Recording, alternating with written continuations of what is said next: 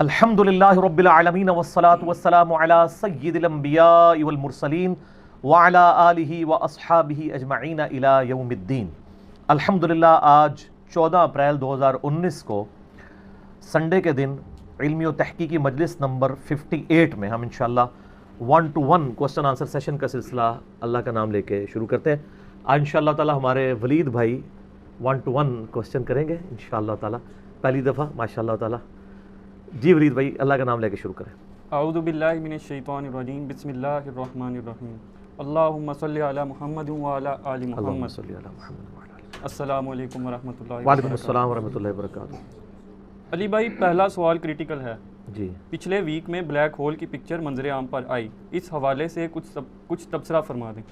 دیکھیں یہ جو بلیک ہول کی ڈسکوری ہے یہ انسانی ہسٹری میں چند بڑی ڈسکوریز میں سے ایک ڈسکوری ہے، اور ہم تو اس طرح کی جب بھی کوئی ڈسکوری آتی ہے تو ہمیں تو اس ہر ڈسکوری میں خدا کی شان نظر آتی ہے۔ کل یوم ہوا فی شان، ہر دن اللہ ایک نئی شان کے ساتھ ظہور ہوتا ہے لوگوں کے سامنے۔ بیسیکلی بلیک ہول کو اگر آپ نے سمجھنا ہے نا اس کی امپورٹنس کو، تو آپ یوٹیوب کے اوپر بھی اس کی ویڈیوز بھی دیکھ سکتے ہیں، ویسے گوگل میں جا کے آپ اگر ویکیپیڈیا کو اسٹڈی کریں تو میں آپ کو آسان الفاظ میں سمجھا دیتا ہوں کہ بلیک ہول کی ڈسکوری کیا ہے۔ بیسیکلی آج سے تقریباً 100 سال پہلے 1915 کے اندر 1915 میں البرٹ آئنسٹائن جو انسانی ہسٹری میں چند بڑے آپ سمجھ لیں فزکس کی فیلڈ کے لوگ ہوئے ہیں ان میں سے ایک ہیں۔ 1879 میں یہ پیدا ہوئے اور 1921 میں انہیں نوبیل پرائز بھی دیا گیا فزکس کی فیلڈ میں، اور 1955 میں ان کی ڈیتھ ہوئی۔ اور ان کا وہ جملہ بڑا مشہور ہے، science without religion is lame. Religion آپ کو وہ علم دیتا ہے جو نالج آف ان سین ہے، اور وہ ظاہر ہے کہ ریویلڈ نالج کریٹر کی طرف سے آتا ہے۔ دوسرا ایکوائرڈ نالج ہے جو سائنس کا علم ہے۔ تو ریویلڈ نالج وہی کا علم ہو یا ایکوائرڈ نالج سائنس کا علم، the knowledge obtained through observations and experiments, یہ دونوں لازم و ملزوم ہیں۔ تو religion without science, science without religion is lame, and religion without science is blind. Religion science کے بغیر اندھی ہے۔ ریلیجن کو سمجھنے کے لیے آپ کو سائنس سمجھنی پڑے گی۔ اس لیے دیکھ لیں قرآن پاک میں 1000 سے زیادہ آیات جو ہے نا وہ سائنس کی فیلڈ سے ریلیٹڈ ہیں، جس کو ہم سائنس یا فزیکل فینومینا آف نیچر کہہ لیں۔ اللہ تعالیٰ کی قدرت کے یعنی جو مظاہر اس کائنات میں پھیلے ہوئے ہیں۔ God is the only explanation of all the physical phenomena in this universe۔ خدا ہی وضاحت ہے اس کائنات میں ہونے والے ہر فزیکل ایونٹ کی۔ اس کائنات میں جو کچھ ہو رہا ہے اس کی ایک ہی وضاحت ہے کہ یہ کسی کی مرضی سے ہو رہا ہے۔ میرا یوٹیوب کے اوپر ایک کلپ بھی ڈیٹیل ریکارڈ ہوا تھا، قرآن ورسز ماڈرن سائنس، اس کے اوپر اگر آپ کو شوق ہے تو آپ دیکھیں، آپ بنیادی اس تھیم کو سمجھیں گے۔ سائنس صرف فزیکل لاز کے ساتھ ڈیل کرتی ہے، جو قانون قدرت ہیں اللہ کے بنائے ہوئے، انہی لاز کو یوز کر کے سائنس ہیومینٹی کی بہتری کے لیے کام کرتی ہے۔ کوئی لا خود سے پروڈیوس نہیں کر سکتی، وہ پابند ہے اس کی۔ اللہ تعالیٰ نے لا آف بوائنسی رکھا ہے، قوت اچھال، اس کو سائنس یوز کرتی ہے، اور اس کی بنیاد کے اوپر بحری جہاز جو ہے سمندروں میں چلتے ہیں اور ہوائی جہاز ہوا میں۔ لیکن لا آف بوائنسی تو اللہ کا بنایا ہوا ہے نا، وہ ختم ہو جائے اگر لا آف بوائنسی اگر ارشمیدس نے بتایا تو اس نے ڈسکور کیا ہے۔ ارشمیدس کریٹر نہیں ہے اس لا کا، ڈسکور کرنے والا ہے۔ سائنس جب کوئی چیز ڈسکور کرتی ہے تو بعض اوقات لوگوں کو یہ وسوسہ آتا ہے سائنس نے کوئی کارنامہ کر لیا۔ سائنس تو صرف ڈسکوری کر رہی ہے۔ سورج مشرق سے نکلتا ہے، یہ ایک ڈسکوری ہے، لیکن اس قانون نے سورج کو پیدا نہیں کیا۔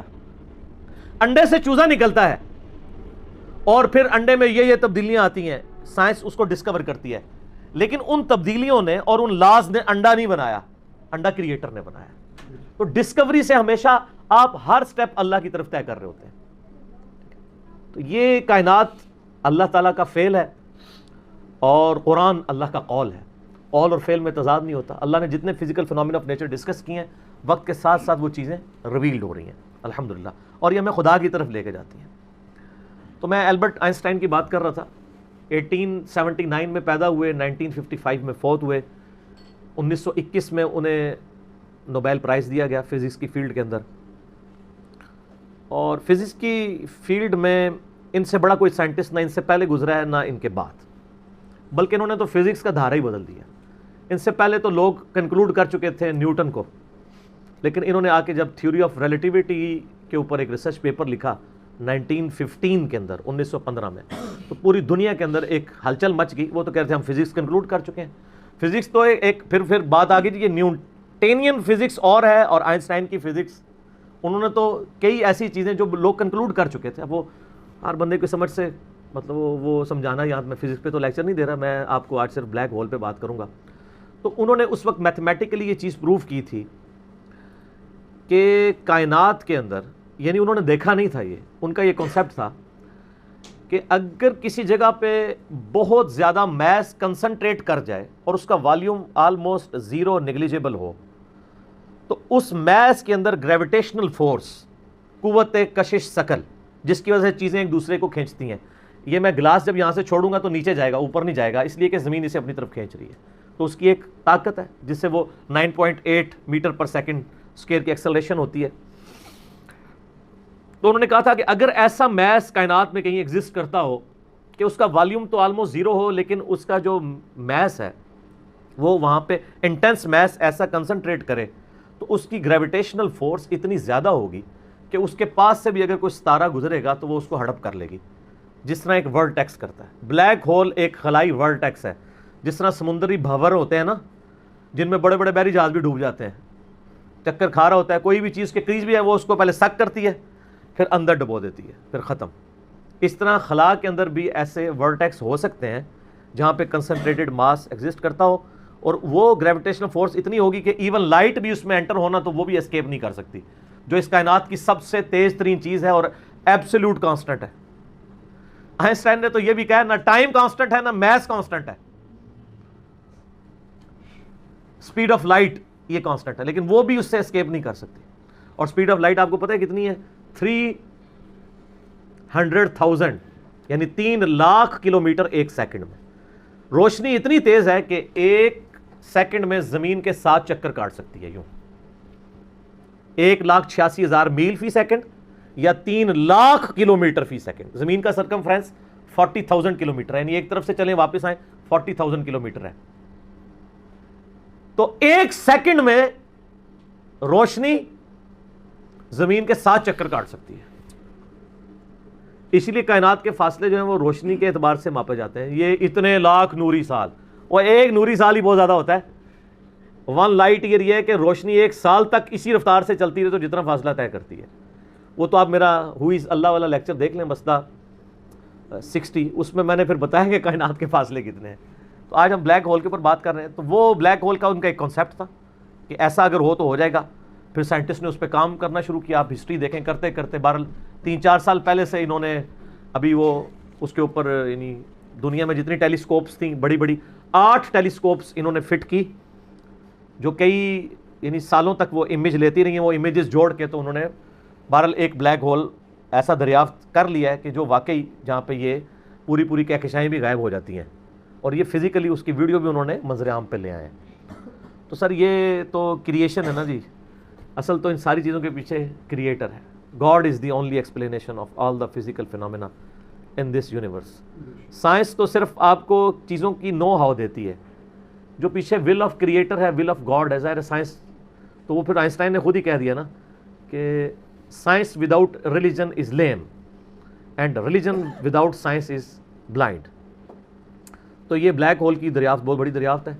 باقی جو لوگ اس کو دھکے سے وہ قرآن پاک کی آیات میں فٹ کرنے کی کوشش کرتے ہیں، وہ ساری ہماری اسیسمنٹس ہی ہیں۔ اس طریقے سے ایک جس طرح سورۃ الواقعہ میں آیت وہ لے کے آتے ہیں نا، فلا اقسم بمواقع النجوم وانه لقسم لو تعلمون عظیم، میں قسم یاد فرماتا ہوں ان جگہوں کی جہاں پہ ستارے ڈوبتے ہیں، اور کاش تم جانتے ہوتے کہ یہ کتنی بڑی قسم ہے جو ہم نے یاد فرمائی ہے۔ تو بعض لوگوں نے اس آیت کو بلیک ہول کے ساتھ ریلیٹ کیا کہ ستاروں کے ڈوبنے کی جگہ وہ بلیک ہولز ہیں جہاں پہ پوری کہکشائیں غائب ہو جاتی ہیں۔ مے بھی ایسا ہو بھی سکتا ہے۔ جو پرانے مفسرین ہیں وہ اس کو ستاروں کی منازل کہتے ہیں۔ تو میرا موقف یہ ہے کہ قرآن پاک کی آیات آفاقی ہیں۔ ہمارے پرانے مفسرین کو اگر کوئی باتیں سمجھ نہیں آئی ہیں نا کسی مسئلے میں، اور ان کی جو اتنی آبزرویشن تھی اس میں ہی وہ فٹ کرتے تھے، وہ اپنی جگہ ٹھیک تھے۔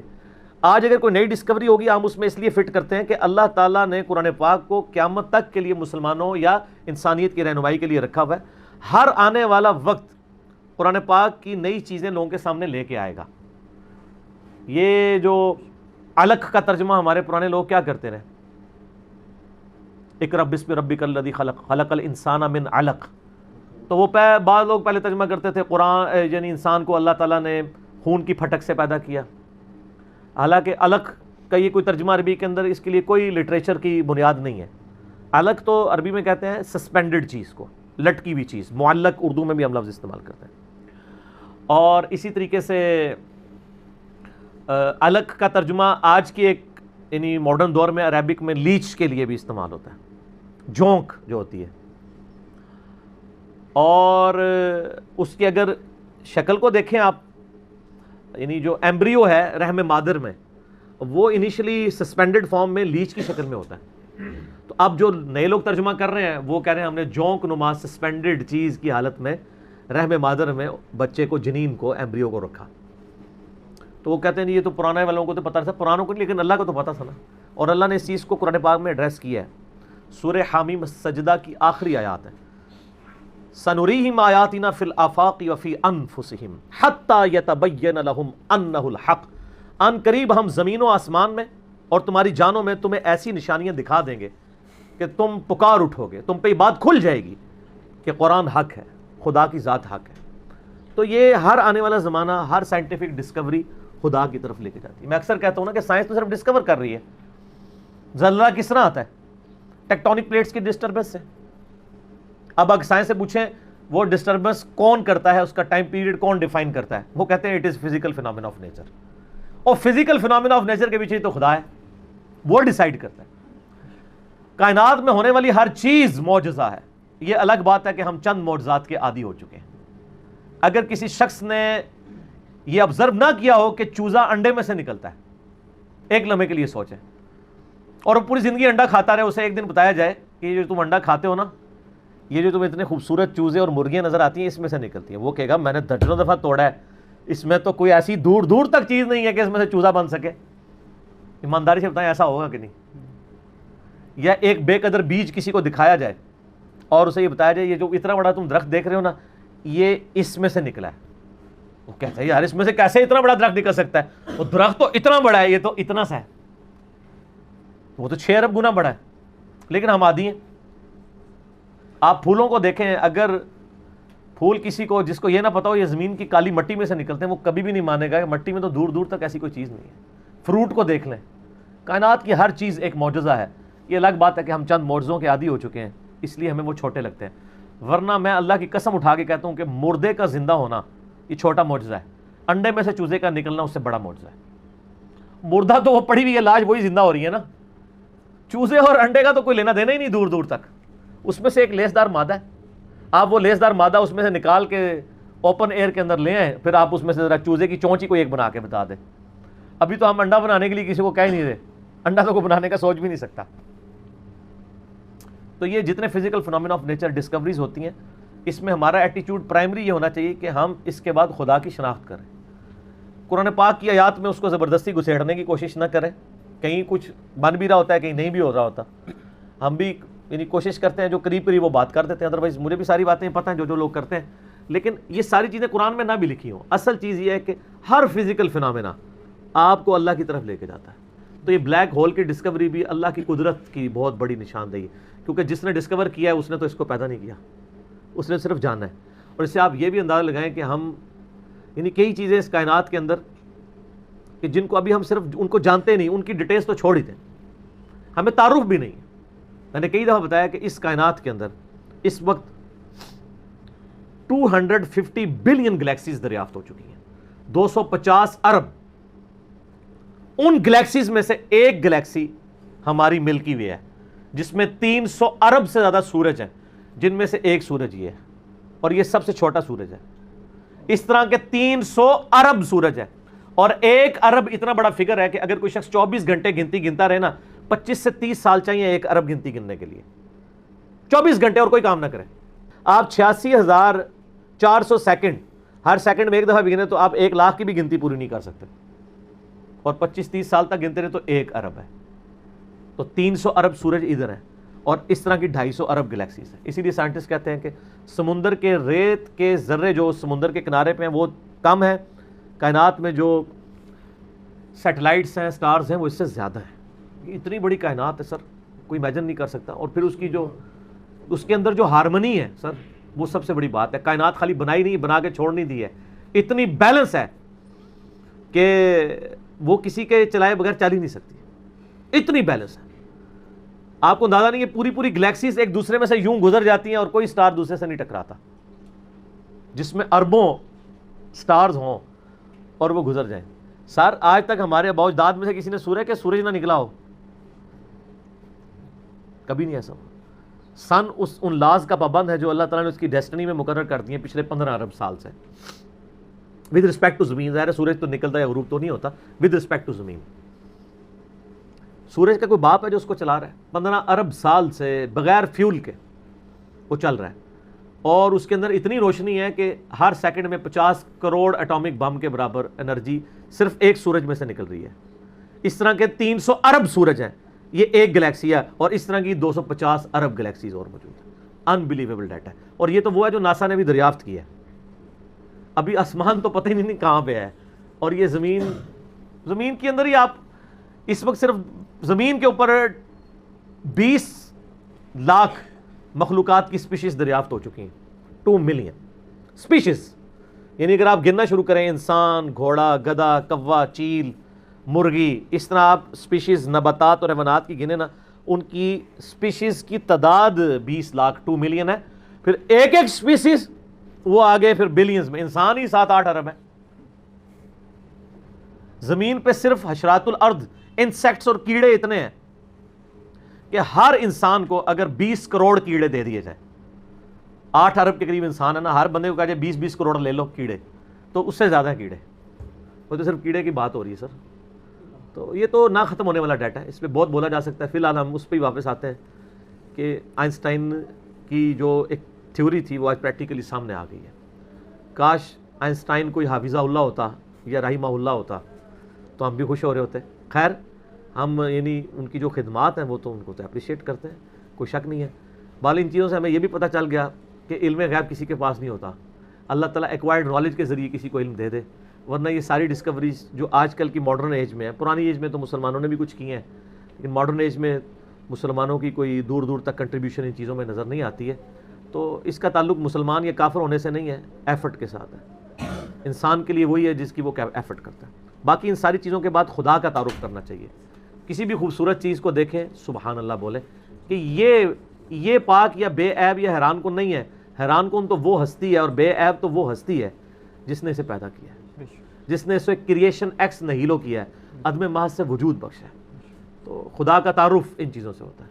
تو میں یہی اس کے اوپر میسج دوں گا کہ بلیک ہول کی ڈسکوری آپ کو ایک اللہ تعالیٰ کی نئی شان، کل یوم ہوا فی شان، یہ آپ کے اوپر کھول رہی ہے. ٹھیک ہو گیا جی.